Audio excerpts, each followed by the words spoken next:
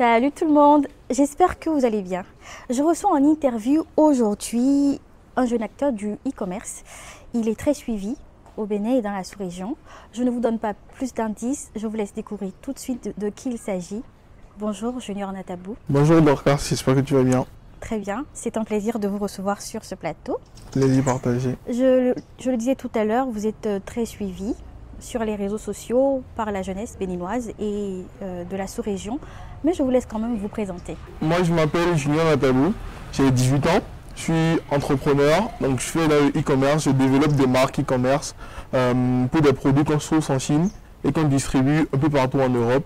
En parallèle, il y a une agence de relations presse basée au Bénin et puis j'ai aussi un label de production musicale où on fait du développement de carrière artistique et des événements culturels, etc.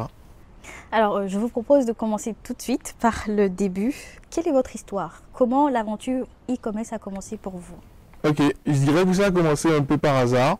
C'est-à-dire que après mon brevet d'études du premier cycle, j'ai commencé à me poser des questions, à me demander comment est-ce que j'allais pouvoir financer mes études après le bac, parce que je m'intéressais beaucoup à la robotique, à tout ce qui est technologie, et je cherchais en fait une porte de sortie pour avoir les moyens nécessaires en fait pour pouvoir voyager au Japon ou aux États-Unis pour étudier la robotique. Parce que en fait, il faut savoir, il y a mon père qui est décédé avant que je ne naisse. Donc ma mère, avec des moyens limités, a pu payer mes études jusque-là. Donc je me suis dit, tiens, là, il faut que je trouve une solution. Parce que compter sur mon moment, c'est peut-être bien, mais après, en fait, c'est pas réaliste du tout. Donc j'ai commencé maintenant à fouiller un peu sur Internet, comment je pouvais gagner de l'argent et tout, à chercher 200 000 moyens de gagner de l'argent en étant jeune. J'ai découvert beaucoup d'activités en ligne que j'avais essayé par-ci, par-là. Certains ont marché, d'autres moins bien, etc. Et un jour, comme par hasard, je tombe sur une vidéo YouTube d'étudiants fauchés à millionnaires en un an, e-commerce et dropshipping, donc de l'entrepreneur qui fait dans le e-commerce.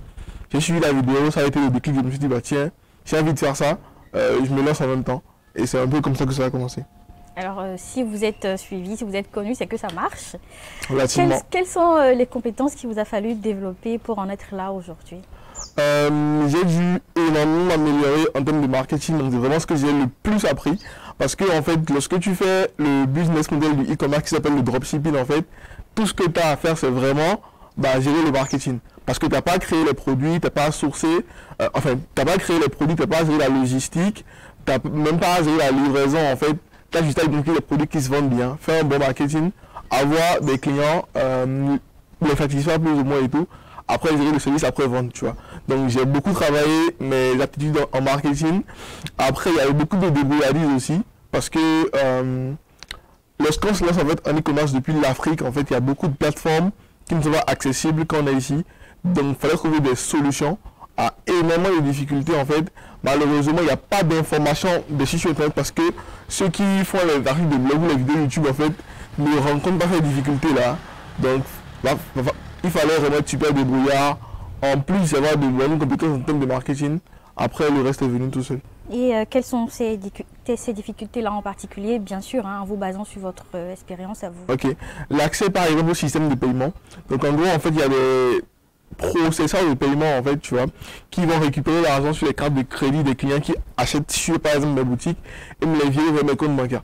Mais ces systèmes de paiement, on n'accepte pas les sociétés qui sont en Afrique par exemple et tout, tu vois. Après en fait, même si trouver moyen de contournement pour avoir accès à ça, les comptes bancaires par exemple de banques locales ici ne sont pas acceptés, tu vois. Il y a beaucoup de plateformes en fait où tu es en Afrique, c'est mort quoi, ça passe juste pas. Donc il fallait bien trouver beaucoup de solutions, des partenariats avec des gens à l'étranger, tout ça et tout, pour avoir accès à tout ça et pour pouvoir s'y mettre.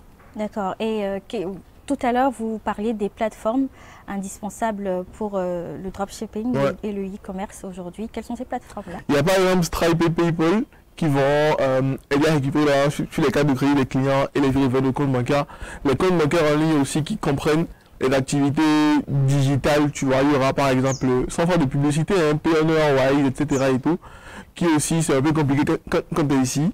Après, en fait, Shopify pour créer les boutiques, tout ça, bon, là, ça passe depuis n'importe où dans le monde. Mais quand même, le plus important, toutes ces plateformes-là qui parlent finance, en fait, sont un peu réticentes avec les entreprises africaines. Alors, en vous présentant tout à l'heure, vous avez déroulé les cartes, vous avez un peu citer les entreprises que vous avez, mais j'aimerais savoir, est-ce que le e-commerce à lui seul, vous viviez uniquement de ça? C'est mon activité principale. Donc voilà, je vivais à 100% du e-commerce, même au-delà. Et après, du coup, j'ai commencé à avoir de très gros résultats en e-commerce en fait. Bah, comme tout entrepreneur, j'avais des temps de diversification, voilà, de répartir mon portefeuille, tout ça dans d'autres domaines d'activité pour quand même pas avoir tous ces dans le même panier. Donc voilà, c'est le revenu généré en e-commerce que j'ai réinvesti pour monter d'autres boîtes. Donc voilà, je vivais à 100% de ça. Et... Votre réponse m'amène à poser une question que je suis sûre intéresse plus d'un. À combien se chiffre vos revenus bruts annuels? Je sais rien. Je fais personnellement Peut-être rien. Vous ne souhaitez pas nous révéler un chiffre? Non. Vous voulez peut-être que je devine un peu? Allez-y. Entre 2 millions d'euros. Par an? Oui, par an. Peut-être moins. Peut-être moins. J'ai fait plusieurs millions d'euros de chiffre d'affaires avec mes différentes boutiques. Mais d'ailleurs, en fait, quand on parle de résultats sur Internet, généralement, on parle de chiffre d'affaires. Mais quand tu fais un chiffre d'affaires, il faut retirer le coût des produits, le coût du marketing et tout. Et il faut chiffrer en termes de bénéfices. Donc voilà, il y a beaucoup de médias qui m'ont interviewé ou pas, mais qui ont quand même révélé des chiffres qui sont gros, qui sont peut-être vrais, mais ça parle de chiffre d'affaires. En termes de bénéfices, c'est pas autant d'argent, mais je fais quand même pas mal d'argent. Donc on retient simplement que vous ne souhaitez pas nous dévoiler votre salaire annuel. C'est pas grave, on continue. La crise sanitaire du Covid-19 a provoqué une accélération, une explosion du e-commerce, mais en même temps, les arnaques sont aussi en hausse.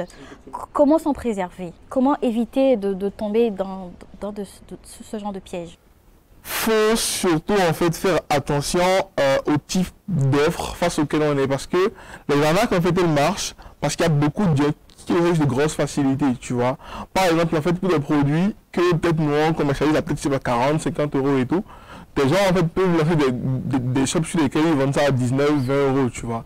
Là en fait, vu que actuellement les clients à cause du Covid sortent moins, doivent commander en ligne et trouvent en fait des offres mirobolantes en fait qui veulent servir, ils tombent sur beaucoup d'arnaques et tout, ils se font arnaquer. Donc après en fait c'est vraiment les personnes qui en sont victimes qui doivent comprendre en fait qu'il y a des offres en fait qui sont surréalistes, qui sont même juste pas réalistes et tout, qu'il faut les contourner, acheter en fait que sur des sites qui inspirent vraiment confiance et tout, et où en fait voilà, il y a par exemple un numéro à appeler au cas où on doute et tout, un support qui est vraiment actif, tout ça, pour vraiment s'assurer. Mais après, les arnaques, ça va toujours exister, malheureusement, parce qu'il y aura tous des gens en fait en quête de facilité qui vont être victimes.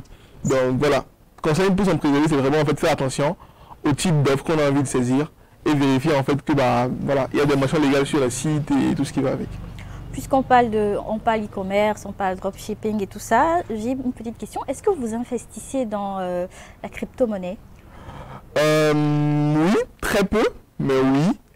Parce que les crypto-monnaies, ils étaient découvert bien avant le dropshipping.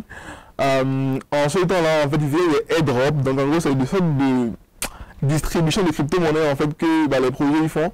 Donc, j'y participais, je gagnais quelques cryptos, je convertissais en bitcoin que je revendais pour gagner des petits sous, c'était pas grand-chose. Donc, après, en fait, voilà, les cryptos, c'est un domaine qui m'attirait depuis super longtemps. Après, maintenant, en fait, malheureusement, il y a beaucoup de gens qui découvrent les crypto-monnaies comme peut-être moyen de gagner de l'argent, beaucoup d'argent et tout. Donc il y a beaucoup de personnes en fait qui achètent des crypto-monnaies sans vraiment comprendre c'est quoi la technologie derrière, comment que ça tient. Donc ça prend énormément de valeur. Ce qui va se passer c'est que ils ne pourront pas consommer ça pendant longtemps, tu vois et tout. Ils vont gagner de l'argent. Si au bout de 3, 4, 5 mois, il va que il gagne rien dessus et tout, ils vont commencer à vendre. Ils risquent d'avoir en fait un gros effondrement, la grosse bulle spéculative qui est en cours. Donc moi je préfère rester en fait à l'écart de ça, voir en fait les personnes qui achètent maintenant pour s'enrichir, se décourager, revendre, vivre la baisse et tout, et pouvoir acheter à un point qui est intéressant. Être coach, est-ce que c'est crédible selon vous? Parce qu'on en connaît des coachs qui ont exhibé un train de vie qu'ils n'avaient pas finalement. Ouais. Est-ce que le statut de coach, c'est un titre crédible selon vous? De moins en moins, à mon avis, parce qu'il y a beaucoup de personnes en fait qui s'auto-proclament coach, qui, comme tu l'as dit, exhibent un train de vie qui n'est pas forcément le leur et tout. Après, en fait, c'est compliqué pour eux parce que ils ne peuvent pas tenir ça dans la durée, tu vois, et tout. Ils peuvent peut-être, c'est pas pendant 1-2 mois, etc. Voilà, montrer un musique qui est au-dessus de leurs moyens, mais vu qu'ils ne tiennent pas dans la durée et tout, ils finissent pas se révéler comme ils sont vraiment. Après, en fait, beaucoup de gens commencent à être réticents quand ils sont en face de personnes comme ça. Donc, je pense que, bah voilà, malheureusement, c'est de moins en moins crédible. Et il y a toujours des coachs, en fait, qui, sont, je dirais, droits dans ce qu'ils font et tout, qui conservent toujours leur crédibilité, mais ça se fait de plus en plus rare.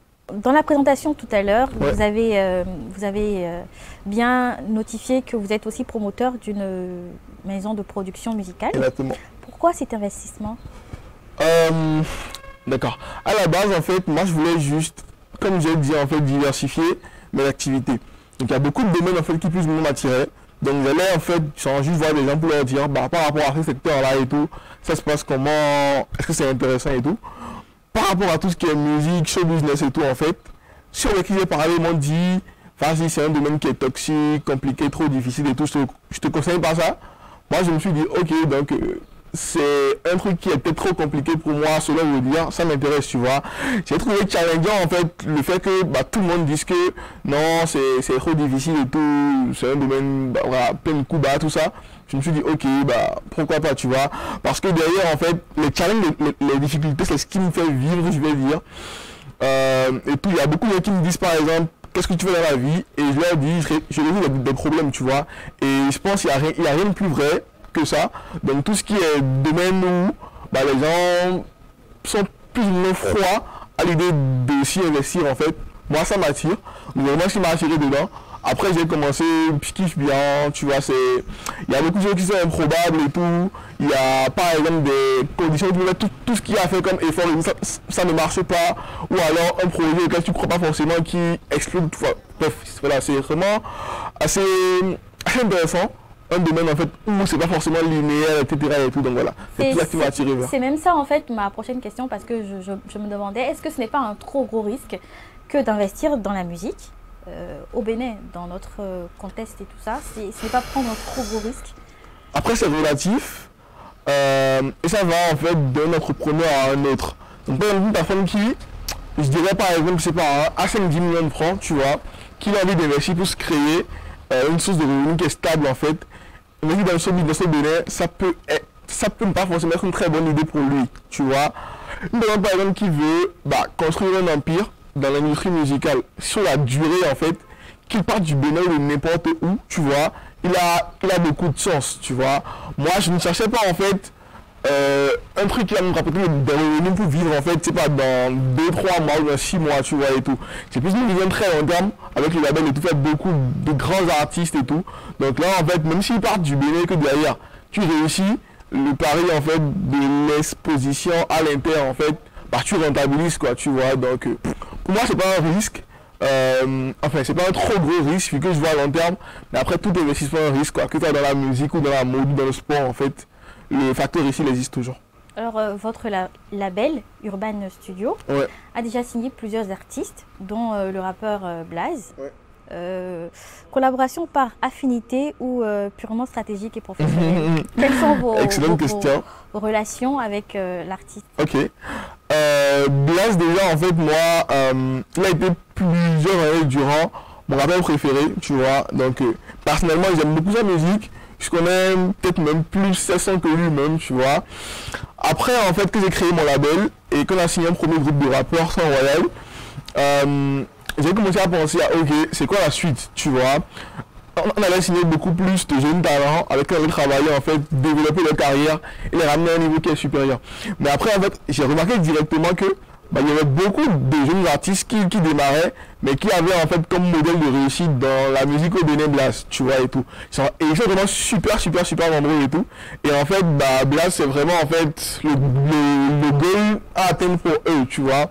Après, en fait, Blaze, il a fait beaucoup de choses au Bénin. Il est plus que confirmé en tant qu'artiste au Bénin et dans la sous-région et tout. Et après, en fait, moi, je parlais beaucoup avec lui en termes de passer maintenant au step inter et tout, tu vois, aller dans d'autres pays, voilà, s'imposer, en fait, ailleurs. Donc, il y avait, en fait, déjà l'aspect travail avec Blaze pour aller plus loin, tu vois, au-delà des frontières, mais vraiment au-delà et tout. Et après aussi, en fait, avoir dans le label un artiste qui est une référence, en fait, pour les jeunes artistes qu'on signe et tout, tu vois. C'est en fait toujours un plus pour des rappeurs qui démarrent, de pouvoir travailler en studio avec Blaze, de pouvoir apprendre de lui, profiter de son expérience avec nous. C'était vraiment un business qui était super avantageux pour nous, tu vois, au-delà, en fait, de nos kiffs personnels plus en musique. Allez, on va mettre le professionnel à De côté. Oui. Nous allons essayer d'en savoir un peu plus sur vous. Alors, Junior, est-ce qu'il y a des personnes qui vous inspirent au quotidien? Oui, il y a un entrepreneur qui m'inspire énormément, mais genre depuis plus de 2-3 ans maintenant et tout. J'ai eu la chance de le rencontrer une fois et tout. Donc, tu le connais, il s'appelle Patrice Talent. C'est assez curieux, mais bon, il m'inspire énormément, tu vois. Pour moi, en fait, c'est une référence par rapport en fait à peut-être d'autres grands entrepreneurs qui sont ailleurs, parce que on se dit en fait quand on parle du Bénin, on a peu de chance, etc. et tout, par rapport à quelqu'un qui est en France ou quelque part ailleurs et tout, tu vois. Moi, je pense en fait Patrice Talent, c'est la preuve en fait du fait que tu vois, tu peux aller vraiment super loin en partant en fait d'aussi petit pays que le Bénin, tu vois. Après en fait il a fait beaucoup de choses, il a atteint tous ses grands objectifs, en tout cas visiblement. Donc pour moi c'est une grande référence, tu vois. Après ça il y en a quelques-uns, hein, comme par exemple Mark Zuckerberg de Facebook, tu vois, qui est super jeune, mais qui aujourd'hui en fait a plus qu'un empire, tu vois, qui m'inspire beaucoup. Il y a Kylian Mbappé, le footballeur, que je kiffe aussi beaucoup, tu vois, parce qu'il est jeune, parce que je me vois à travers lui, parce qu'il fait beaucoup de choses et tout. Et puis voilà. Ok, d'accord. Vous semblez très spontané. Alors, comment vous arrivez à gérer vos projets professionnels, votre vie personnelle et votre présence sur les réseaux sociaux? Parce que vous êtes très actif sur les réseaux sociaux et particulièrement sur Facebook, je crois. Comment vous arrivez? Bon, déjà, j'essaie de ne pas faire de différence entre mes projets professionnels, les réseaux sociaux et je vais dire ma vie personnelle, parce que je pense en fait que je suis à un stade et tout où j'ai presque plus de vie personnelle, tu vois, et tout. Mon quotidien en fait c'est mon travail. Après mon travail, je le partage sur les réseaux sociaux. Ça me fait découvrir à beaucoup plus de personnes, etc. et tout. Ça me ramène une audience qui est de plus en plus grande et tout. Après, du monde, mes conférences, tout ça. Donc, j'essaie vraiment de plus ou moins tout relier, pouvoir gérer ça ensemble, en fait, et ne pas devoir répartir mon temps, en fait, entre l'un et l'autre, tu vois. Mais voilà, je suis très travail. Donc, après, en fait, les réseaux sociaux, je partage mon travail, je mets des blagues pour rigoler et tout ça. Mais là encore, en fait, ça ramène des gens, ça crée de l'interaction, ça fait grossir mes réseaux. Donc c'est aussi dans le cadre de mes activités professionnelles. Voilà. J'essaie vraiment de tout mettre ensemble pour pouvoir gérer tout en un. Mais est-ce que cette popularité-là, cette notoriété-là n'impacte pas négativement votre vie? Est-ce que vous ne vous en passerez pas? Non. Vous aimez bien? Personnellement, je kiffe bien, tu vois. Je kiffe bien et tout. Après, ça me challenge aussi beaucoup. Je pense en fait que j'aurais été dans ma chambre, connu une personne et tout. J'aurais peut-être été moins motivé à travailler avec YouTube maintenant. Parce que maintenant, en fait, tu vois, tu fais un truc, tout le monde en parle, tu as envie de faire plus. Tu vois, tu as envie de vraiment passer tout le temps, en fait, de nouveaux caps. Par rapport à quelqu'un qui se fiche des goals, les atteint, en est fier, se dit, elle médite, tu vois. Donc après, en fait, personnellement, moi, ça me dérange pas particulièrement. L'exposition médiatique, après, je la nourris, et puis je travaille à continuer à l'agrandir. Ça m'aide de mes activités aussi, donc c'est tout bénéfice. Allez, vous êtes très travail, mais vous avez quand même des loisirs. Hein. Lesquels? Vous en avez? La musique, écouter de la musique. Mais j'écoute la musique en travaillant généralement. Okay. Après, je sais pas. Il n'y a pas d'activité que je fasse particulièrement et tout. C'est en recherche, hein. C'est pas comme si je suis tellement occupé que je trouve pas le temps pour kiffer, tu vois. C'est pas ça. Je cherche des trucs à faire et tout, je sais pas, de temps à autre. Mais après, je sais pas, genre, je ne suis mieux nulle part ailleurs que quand je travaille, que quand j'ai sûrement des difficultés, tu vois, à chacun mes goals et tout. Je kiffe faire ça. Après, j'écoute beaucoup de musique. Et puis, bah voilà, hein, c'est tout. Donc voilà, lorsque j'ai envie de quitter un peu le cadre de travail, etc. et tout, je voyage, je vais découvrir de nouvelles cultures, je vais kiffer, etc. Sinon, à part ça, en fait, je suis chez moi à travailler quasiment tout le temps. Et puis voilà. On vous suit, hein, on suit vos voyages sur Dubaï et tout ça. Alors, vos plus grandes peurs, vous avez des phobies? Oui, les chiens. Je vais avoir les chiens. Après, en fait, ma plus grande peur, c'est quoi? C'est peut-être de finir ma vie avec des regrets, tu vois, en mode j'aurais pu faire ci, j'aurais dû faire ça. C'est vraiment ce que je veux éviter au maximum. Et puis, bah voilà, je démarre toutes les aventures qui me tentent et tout. Sinon, voilà. Alors, Junior, est-ce que ça vous intéresse, la politique? La politique, actuellement, absolument pas du tout. Ok. Tu vois. Il y a... Pourquoi? Il y a des paroles d'une chanson que j'aime beaucoup qui dit en fait ce monde est cruel, fais ton argent, ferme ta gueule, tu vois. En politique, on ne ferme pas sa gueule, tu vois. Et moi, ça m'intéresse vraiment de faire mon argent et de fermer ma gueule. Mais je ne sais pas, peut-être, je sais pas, dans 10, 20, 30 ans, si c'est un truc qui m'intéressera, tu vois, je ne peux pas prédire ça.